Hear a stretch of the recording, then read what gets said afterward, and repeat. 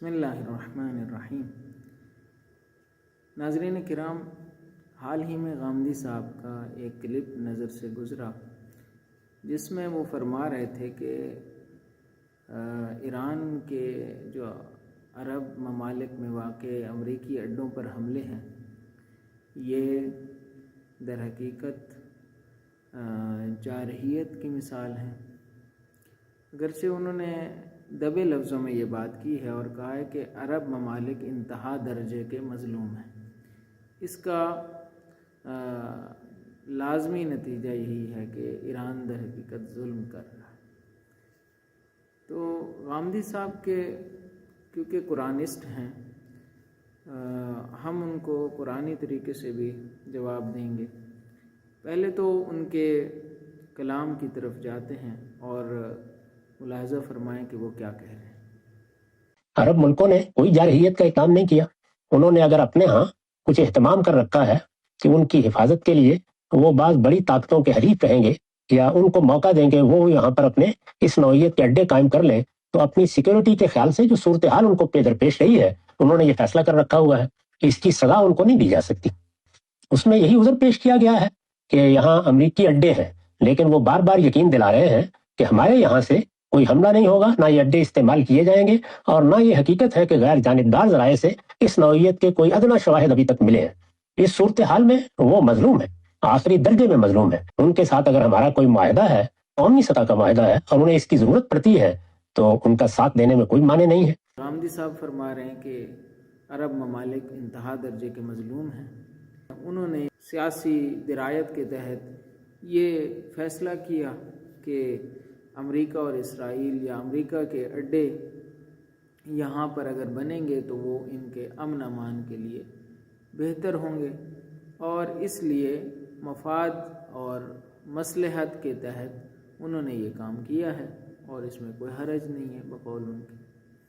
اور تیسرا پوائنٹ یہ تھا ان کے کلام میں کہ اب اگر کسی بھی ملک کا، ان کا اشارہ اسپیسیفکلی پاکستان کی طرف ہے کہ پاکستان کا کیونکہ معاہدہ موجود ہے بعض عرب ممالک کے ساتھ، تو لہٰذا اگر پاکستان وارد ہوتا ہے اس جنگ کے اندر تو یہ در حقیقت ایک مظلوم کا دفاع ہے اور ایسا اسے کرنا چاہیے۔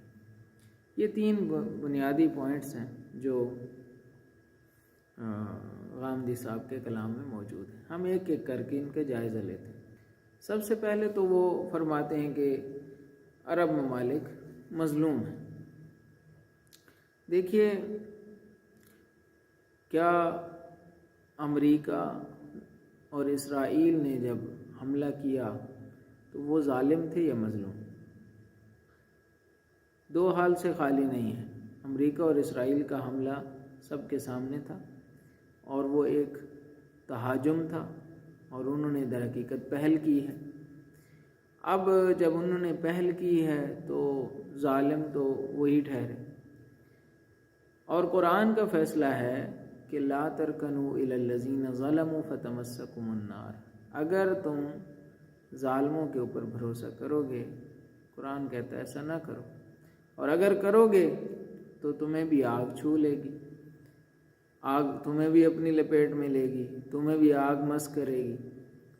تو اب اگر امریکہ اور اسرائیل ظالم ہیں تو ان کے اوپر بھروسہ کرنے والے بھی اسی ظلم کے برابر کے شریک ہیں، اور قرآن کے مطابق ان کو بھی اس آگ نے چھونا ہے۔ دوسری آیت ہے کہ فرمایا یا ایھا الذین آمنوا لا تتخذوا الیہود والنصارى اولیاء، اے ایمان والو یہودیوں اور نصارہ کو اپنا ولی نہ بناؤ، بعضهم اولیاء بعض کے ولی ہیں، وہ بعض کے سرپرست ہیں، وہ ایک دوسرے کی سرپرستی کرتے ہیں، وہ ایک دوسرے کی حمایت کرتے ہیں، ان کے مفادات آپس میں جڑے ہوئے ہیں۔ تو یہ جو معاہدہ تھا، صدی کا معاہدہ جو ٹرمپ کرنا چاہ رہا تھا، اور اسرائیل کی یہ خواہش تھی کہ فلسطین بالکل ہی فراموش ہو جائے، اور عرب ممالک نے اس کو فراموش کر دیا ہوا تھا، سوائے یمن کے اور سوائے لبنان کے اور سوائے بعض ممالک کے اور جن میں سر فہرست ایران کی جمہوریہ اسلامی حکومت ہے۔ تو یہ سارا یہی کچھ وہ حمایت ہے جو فلسطین کے حق میں ہو رہی تھی۔ اب ظالموں کے رکین اگر ان کو آگ چھو لیتی ہے تو وہ مظلومیت کہاں سے ہے؟ اب آتے ہیں سنت نبوی کی طرف۔ سنت نبوی میں فتح مکہ ایک سنہری باب ہے تاریخ کا۔ تمام تاریخیں اس بات پر متفق ہیں کہ رسول اللہ نے صلح حدیبیہ میں معاہدہ کیا تھا کہ 10 سال تک کوئی جنگ نہیں ہوگی۔ کن کے ساتھ؟ مشرکین کے ساتھ۔ اور یہ معاہدہ ٹوٹا، کیسے ٹوٹا؟ مورخین کا اس پر اتفاق نظر ہے کہ خود مشرکین مکہ نے رسول اللہ کے ساتھ کوئی جنگ نہیں چھیڑی، کوئی انہوں نے کسی معاہدے کی خلاف ورزی خود مشرکین مکہ نے نہیں کی، یعنی قریش مکہ نے کوئی کسی قسم کی خلاف ورزی نہیں کی۔ پھر کیا ہوا؟ پھر یہ ہوا کہ رسول اللہ نے بعض قبائل کے ساتھ اتحاد کیا تھا، ان کے الائی بنے تھے، ان کے ساتھ الائز تھے، وہ ان کے حلیف تھے جنہیں کہا جاتا ہے، اور دوسری طرف سے بعض دیگر قبائل کے ساتھ قریش حلیف تھے۔ یہ اس معاہدے کا حصہ تھا کہ حلیف پر جو جنگ ہے وہ آپ پر جنگ شمار ہوتی ہے۔ تو اس وقت یہ ہوا کہ بنی بکر جو کہ حلیف تھے قریش کے، جن کا قریش کے ساتھ معاہدہ تھا، انہوں نے زیادتی کر ڈالی خزاعہ کے ساتھ، اور خزاعہ کا جو معاہدہ تھا وہ رسول اللہ کے ساتھ تھا۔ اب ڈائریکٹلی انہوں نے ہٹ نہیں کیا رسول اللہ کو، لیکن رسول اللہ نے ان کے ساتھ جو کیا صلی اللہ علیہ وآلہ وہ یہ تھا کہ آپ نے میرے الائز کے اوپر حملہ کیا ہے تو میں آپ کے ساتھ میرا معاہدہ ختم۔ اس وقت آئے تھے قریش کے بعض لوگ کہ یہ معاہدہ ہماری طرف سے نہیں ٹوٹا، لیکن رسول اللہ جو ہے ان کو نہیں ملے اور ان کے ساتھ ملاقات بھی نہیں کی، بعض سفارشیں بھی گئیں لیکن انہوں نے نہیں مانا۔ تو عرض کرنے کا مقصد یہ ہے کہ جب آپ کا حلیف آ کر کسی دوسرے کے اوپر حملہ کرتا ہے تو پھر وہ حملہ آپ کا حملہ شمار ہوتا ہے۔ جب امریکہ آپ کا حلیف ہے اور وہ آ کر حملہ کرے گا ایران کے سرزمین پر اور آپ کی فضا استعمال کرے گا، آپ کے اڈے استعمال کرے گا، آپ کے طرف سے جاسوسیاں ہوں گی وہاں پہ، اور پھر نیٹ ورک بنیں گے، تو پھر نتیجہ تو واضح ہے کہ یہاں سے ان کو ختم کرنا ہے، یہاں سے ان کو ان کے جو شر پسند عناصر ہیں ان کو یہاں سے نکالنا ہے۔ تو یہ اصل چیز ہے۔ اس کو اب آپ کہیں کہ یہ ظلم ہے یا ظلم نہیں، یہ ایک مسئلہ۔ دوسرا مسئلہ آپ نے جو اٹھایا تھا کہ جو عرب ممالک ہیں ان کو حلف اٹھانے کا اور ان کو معاہدے کرنے کا حق ہے، انہوں نے کیا ہے اپنے مصلحت کے لیے، اپنے مفاد کے لیے۔ تو غامدی صاحب کا یہ پرانا دعویٰ ہے اور وہ کرتے رہتے ہیں آپ کہ مفاد پرستی اور مصلحت پسندی کے لیے سیاست جو ہے وہ اسی کا نام ہے، اور اس کے لیے بہت کچھ کیا جا سکتا ہے، اور وہ بہت سارے سیاسی چیزوں کو مفاد پرستی کے اوپر لے جاتے ہیں، اصول پیچھے رہ جاتے ہیں، مفاد آگے آ جاتا ہے۔ لیکن یہاں تو مسئلہ یہ ہے کہ یہاں پہ مفاد بھی پورا نہیں ہو رہا، کیونکہ مفاد یہ تھا کہ وہ آپ کی حمایت کرے، امریکہ آپ کی حمایت کرے، آپ کو امن امان فراہم کرے، جبکہ وہ آپ کو اسلحہ بیچتا رہا۔ تو نہ ٹیکنالوجی کے ساتھ اس نے علم دیا، آپ کو سائنس دی، صرف ٹیکنالوجی بیچی، اسلحہ بیچا، پیسہ کمایا اور اپنے لوگ یہاں پہ لائے۔ کوئی آپ کو اس کا فائدہ ہوا؟ آپ کو کوئی فائدہ نہیں ہوا۔ تاریخ عرب گواہ ہے، جو 100 سال کی آخری تاریخ ہے، کہ برطانیہ نے پہلے یہاں پہ اپنے منافع کمائے، اپنے مفادات کمائے، اور کہا کہ یہ لوگ تو یہاں پہ حکومت کر ہی نہیں سکتے، یہ ہماری سرپرستی میں رہیں گے۔ باقاعدہ بعض ممالک کی سرپرستی انہوں نے لی، اور بعض ممالک کو انہوں نے کہا کہ ٹھیک ہے، ہم آپ کو یہ حصے دے دیتے ہیں، آپ یہاں پر حکومت کرو، آپ وہاں پر حکومت کرو۔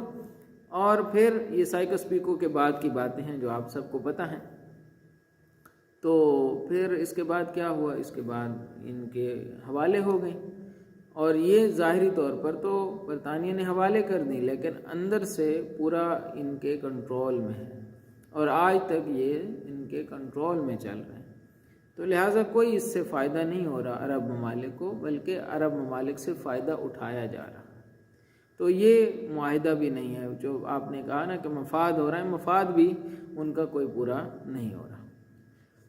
اور آخری مسئلہ یہ ہے کہ پاکستان اگر اس کے اوپر حملہ کرتا ہے، فرض کریں ان کا دفاع کرتا ہے، بقول آپ کے دبے لفظوں میں حملہ کر دے، یا کوئی بھی ایسا کام کرے جس سے یہ حملے رک جائیں، تو مسئلہ یہ ہے کہ یہ آپ تشویق کر رہے ہیں جنگ کی، یعنی ایک طرح سے آپ کہہ رہے ہیں کہ مظلوم کا دفاع کریں اور جنگ کو آگے بڑھائیں، جبکہ آپ کا فرض یہ بنتا تھا کہ آپ سب سے پہلے اصولوں کا دفاع کریں۔ دوسری بات آپ سے یہ تھی کہ آپ صلح کے لیے دعوت دیں، صلح کی دعوت دیتے، آپ یہ کہتے کہ یہ یہاں پہ مظلوم ہیں اور یہ ظالم ہے، اور زیادتی جہاں سے ہو رہی ہے وہاں کو آپ روکیں اور پھر صلح کی دعوت دیں، صلح کروائیں، نہ کہ آپ یہ کہیں کہ علاقے کو آپس میں جنگ میں۔ یہی تو ٹرمپ چاہتا ہے، ٹرمپ سیم یہی چاہتا ہے۔ ٹرمپ یہ چاہتا ہے کہ لوگ جنگ میں گھس جائیں اور علاقے کے اندر سے لوگ جو ہے وہ آپس میں لڑیں، اور پھر ہم بیٹھ کے تماشا دیکھیں، جس طرح پہلے داعش کو بنایا، داعش کو لڑوایا، اور پھر وہاں سے گروپ بنوائے اور یہ گروپنگ کی، یہ ان کی پالیسی ہے۔ اور آپ بھی تقریباً اسی کی طرف بلا رہے ہیں کہ بھائی ان کا تو دفاع کریں، یہ تو مظلوم ہے، اور ان کے دفاع کے لیے کون اٹھے؟ پاکستان اٹھے۔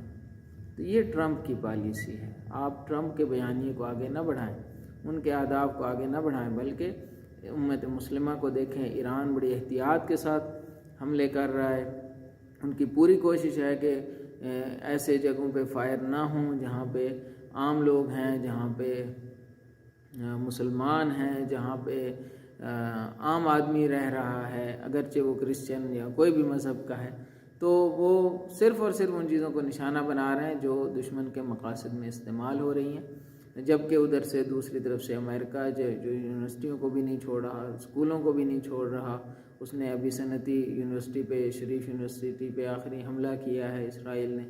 تو یہ ساری چیزیں ہیں، ان کو دیکھ کر پھر آپ صلح کی دعوت دیں، مسلمانوں کو آپس میں صلح کے لیے دعوت دیں۔ اللہ تعالیٰ سے دعا ہے کہ اللہ تعالیٰ ہم سب کو امت مسلمہ کے طور پر جینے کی توفیق عطا فرمائے، امت مسلمہ کو آپس میں اتفاق نصیب فرمائے، اور یہود و نصارہ کے مذموم عزائم کو ناکام فرمائے۔